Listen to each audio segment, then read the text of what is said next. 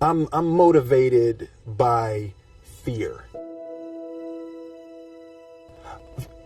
Fear of fear. I hate being scared to do something. It's very simple. This is what I believe, and I'm willing to die for it. Yeah. Period. You can't be scared to die for the truth. The truth is the only thing that's ever going to be constant. And you can't fear what might happen to you if you were to tell the truth. Because what happens to you if you don't tell the truth is worse than telling the truth will ever be.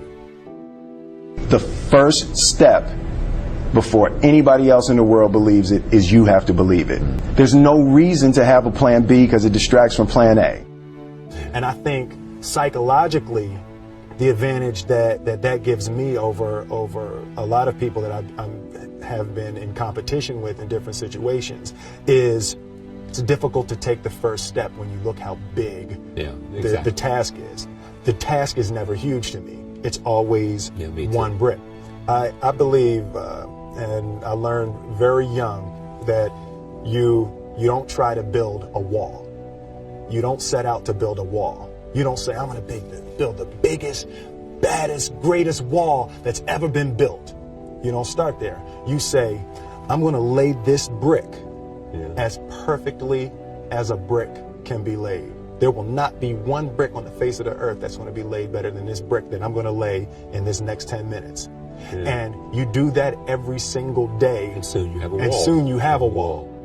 I've never really viewed myself as particularly talented. Where I excel is ridiculous, sickening work ethic. You know, while the other guy's sleeping, I'm working. While the other guy's eating, I'm working. The separation of talent and skill is one of the greatest misunderstood concepts for people who are trying to excel, who have dreams, that want to do things. Talent you have naturally. Skill is only developed by hours and hours and hours of beating on your craft. I always knew that I could work hard enough. There wasn't an issue with discipline, or there wasn't an issue with the ability to sacrifice or the willingness to sacrifice. There's no easy way around it. No matter how talented you are, your talent is going to fail you if you're not skilled. You know, if you don't study, if you don't work really hard and dedicate yourself to being better every single day. This one year, my father had his shop, and he decided for whatever reason that he wanted a new wall on the front of his shop. So he tore down probably about 16 feet high and probably about 30 feet long. He just completely tore the wall down, and my brother and I had to dig a 6-foot hole. We for the foundation. For the foundation. We would mix in the concrete by hand. A year and a half. We were building this wall for a year and a half. Every day after school, we would come and mixing concrete, putting it in the hole, doing it. And it was just myself and my little brother. And I remember standing back, looking at that wall, saying, there's going to be a hole here forever. A year and a half later, we laid the final brick. And my father stood back with my brother and I know he planned this. He says he didn't, but I know he had been planning this and writing this for his for the past 2 years. But we stood back, we looked at the wall, and he looked at me and my brother and said, "Don't y'all never tell me that you can't do something," and walked into the shop. As a child, my parents always told me you could be whatever you want to be. You could do whatever you want to do. And you know, that office, that position, the highest office on the face of the earth, it was something I heard my parents saying it, but I didn't totally believe it. Yet I went out in the world and I carried myself and I held my head high and I stood there and I looked people in their eyes and I talked to people as if I was deserving of everything that this planet has to offer. I really want to say to children out there and to people who are watching, Confucius said one time, he who says he can and he who says he can't are both usually right.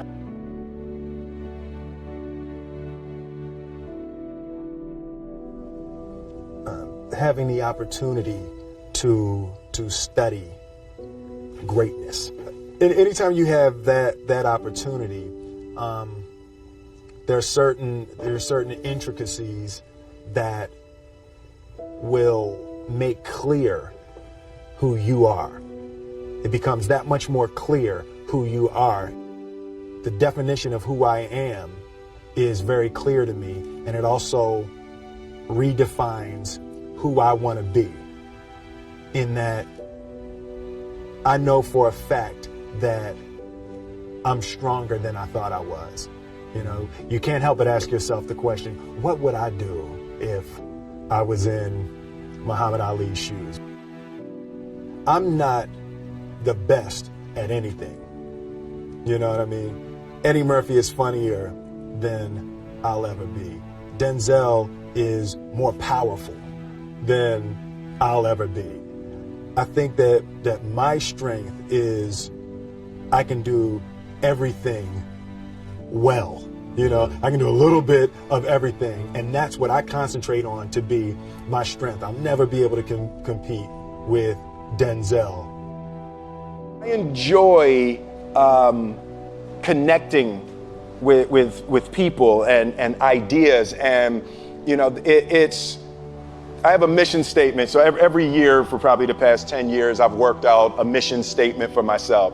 And for the last few years, the mission statement has stayed the same, and it's been improve lives, right? So when I go into something, I'm looking for how the quality of this piece could potentially improve lives. But it's all along the way. It's when you make the movie and how you're interacting with people in the process. And the concept of improving lives runs through the center of everything I do. And then I realized that the way to improve lives is to continually improve yourself, right? So with that, every morning when I get out of the bed, I haven't fixed everything in the world yet, so there's always something to do.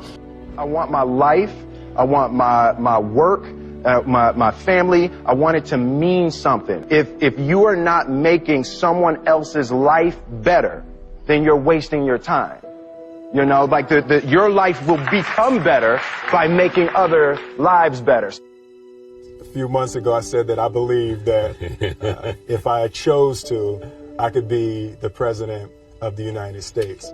And I think as I've had a chance to intellectualize why I said that. Yeah. And I think that there's a certain delusional quality that all successful people have to have. You have to believe that something different than what has happened for the last 50 million years of history. You have to believe that something different can happen. The one thing that I truly tried to communicate in the interpretation of Ali is the complex simplicity of greatness. Yeah. And how greatness is not this wonderful, esoteric, elusive, God-like feature that only the special among us will ever taste. It's something that truly exists in all of us. Loss is bound to joy. Like pain and suffering are bound to joy. The being able to survive something is actually a big part of being able to find that next wave of joy. You appreciate smaller things. I hated being scared, that I didn't want to even take the meeting. I just hated that being scared to do something. And I think what developed in my early days was the attitude that I started attacking things that I was scared of.